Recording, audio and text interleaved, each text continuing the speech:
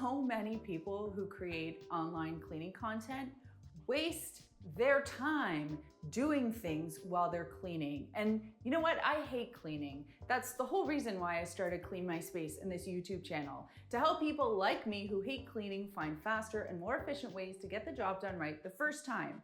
So in this video, I want to share with you real strategies for how you can save time when you're cleaning without cutting quality. Have you heard of the KISS principle before? If you haven't, it stands for keep it simple, stupid. Okay, I didn't make it up. That's just what it's called. And the reason I think KISS principle is a great place to start is because so many people overcomplicate cleaning. When I watch these pieces online, I see people using way too many products, creating multiple steps, frankly over-treating the issue, which then wastes more money because they're using more product, and wastes more time because now they have to do more work to clean up the mess they made, to clean up the mess in the first place.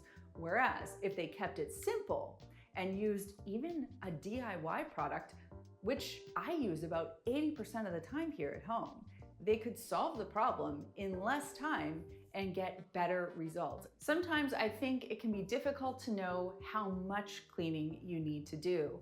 And again, when I'm watching people clean online, I see them cleaning all the things, every single corner in their home.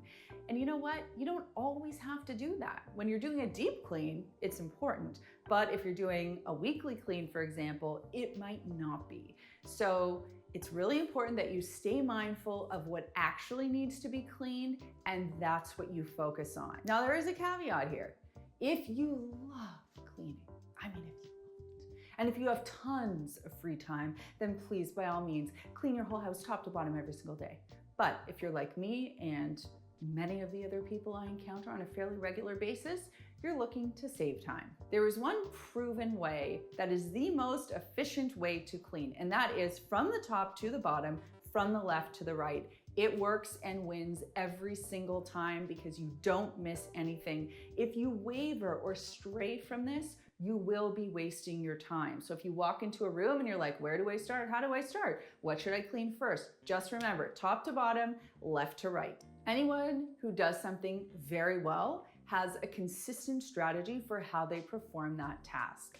And when it comes to cleaning a room, no matter the room that you walk into, you need a proven strategy that you can lean on every single time so that you can get that room clean as quickly as possible. When I started my cleaning business, I looked to the most successful businesses out there to try and figure out how they did their training to get consistency and performance. So let's take a company like McDonald's, for example. If you go to a McDonald's in Toronto and you go to a McDonald's in Chicago, you can order a quarter pounder and it will taste and look the exact same regardless of where you order it from. And that's because they have a training system. So when it comes to cleaning and my cleaning business, I created a training system and it was called the 3-wave system. And when anybody walks into a room, whether it's me, a staff member, or you, because I want everyone to use the 3-wave system, you think about those 3 waves. You know, in wave 1, I do this, in wave 2, I do this, and in wave 3, I do this. You're always working top to bottom, left to right, and you're working those 3 waves. So by the time you are done the room, you've wasted not a minute and you've covered every single space.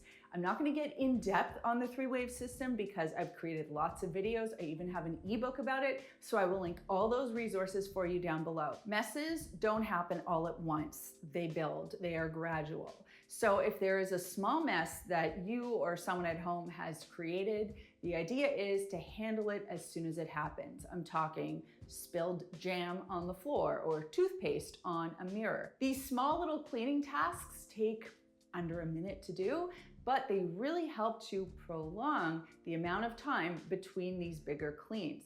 Have you ever asked a child to do a chore and then just stood and watched them dilly-dally their way to not doing a job?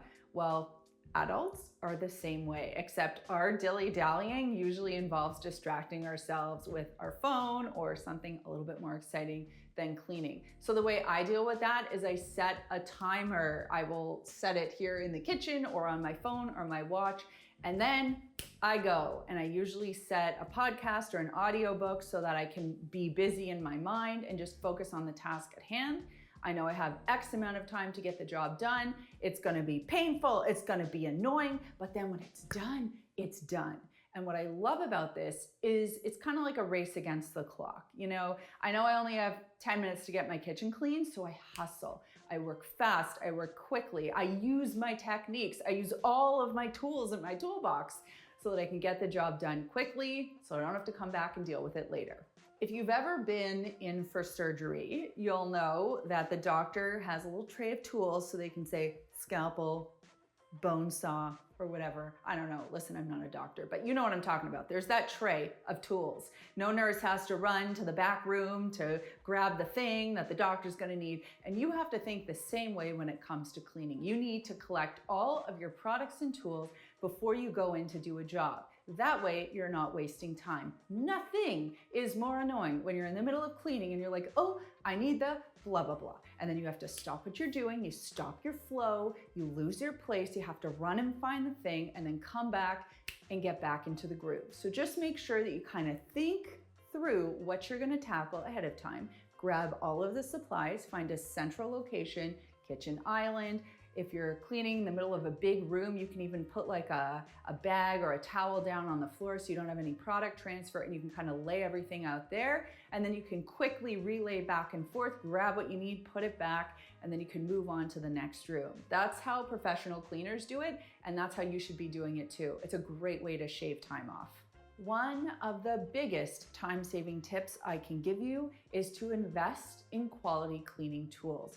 No one knows this better than professional cleaners. If you use cheap tools, they are going to make you work harder. You have to compensate for the fact that the tools are crap. Also, you're gonna have to replace them more often because they're not built to last. So when it comes to cleaning and buying cleaning tools, spending incrementally more money to get you that better quality stuff will pay off because you are saving time, you are getting better results, and those tools are going to last.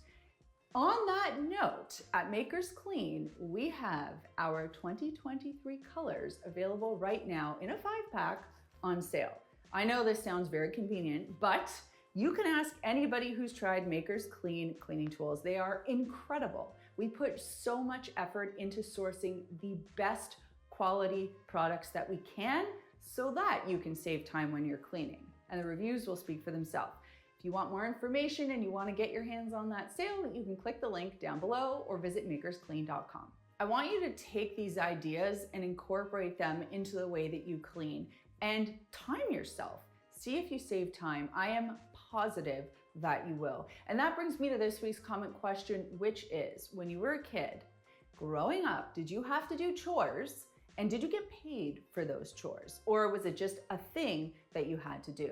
In my house, for a long time, it was just a thing. My sister and I weren't performing, so my parents had to up the ante, and we actually got a fairly generous allowance. My sister and I got $20 a week, but my parents worked us to the bone. I had to clean the kitchen. My sister had to clean the bathrooms. We had to vacuum. We had to do all kinds. But that $20, and this was back in the early 90s, it meant everything to us. We could go to the mall and buy bulk food and French fries and little trinkets and CDs and whatever made us excited. It was very worth the effort. But I'd love to know your story in the comments down below. Thanks so much for watching, and we'll see you next time.